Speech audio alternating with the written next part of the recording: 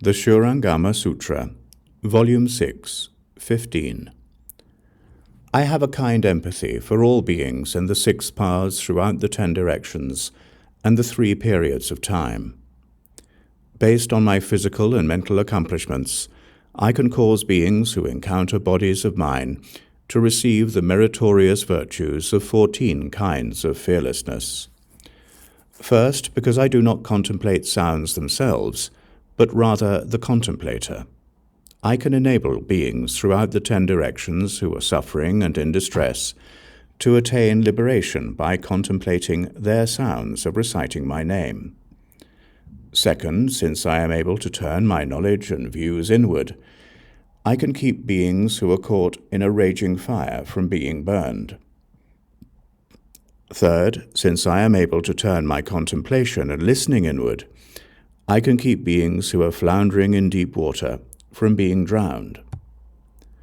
Fourth, since my false thinking is cut off, and my mind is without thoughts of killing or harming, I can keep beings who enter the territory of ghosts from being harmed.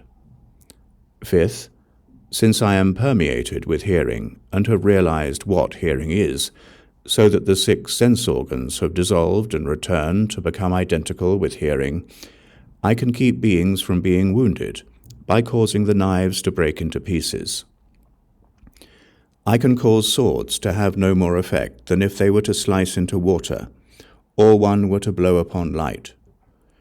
Sixth, since my hearing has become permeating, and my essential energy bright, light pervades the Dharma realm so that absolutely no darkness remains.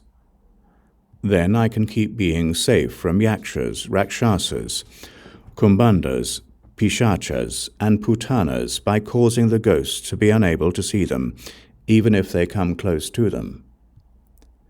Seventh, since the nature of sound has completely melted away, and through contemplation my hearing has returned to itself, leaving involvement with false and defiling sense objects, I can free beings from the locks of kangs and fetters. Eighth, when sound is gone and the hearing is perfected, an all-pervasive power of compassion arises, and I keep beings who are traveling a dangerous road from being robbed by robbers. Ninth, when hearing permeates, a separation from defiling objects occurs, so that forms no longer act as thieves. Then I can enable with lust to leave greed and desire far behind. 10th, when sound is so pure that there is no defiling object, the sense organ and the external state are perfectly fused, and nothing is matched to anything else. Then I can enable beings who are full of rage and hate to stop being hateful. 11th, when the defiling objects have gone, a light spirals, and the Dharma realm and the body and mind are like crystal, transparent and unobstructed. Then I can enable all dark and dull-witted beings whose natures are obstructed, all atyanikas, to forever be free from stupidity and darkness. 12th, when form dissipates and returns to the hearing, then unmoving within the unmoving bodhimanda, I can travel among beings without disturbing anything in their worlds. I can go through the 10 directions, making offerings to as many Buddhas, Tathagatas, as there are atoms of universe. Beside each Buddha I become a Dharma prince, and I can enable childless beings throughout the Dharma realm who wish to have sons to be blessed with meritorious, virtuous, and wise sons.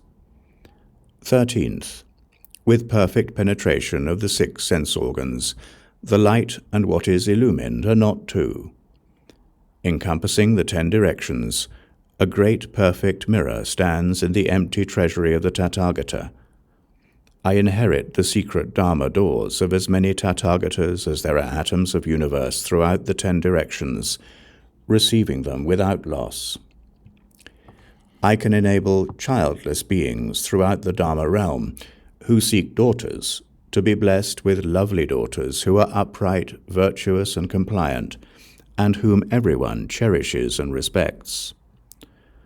14th, In this 3,000 great thousand-world system with its billions of suns and moons, as many Dharma princes as there are grains of sand in 62 Ganges rivers appear in the world, cultivate the Dharma, and act as models in order to teach and transform beings.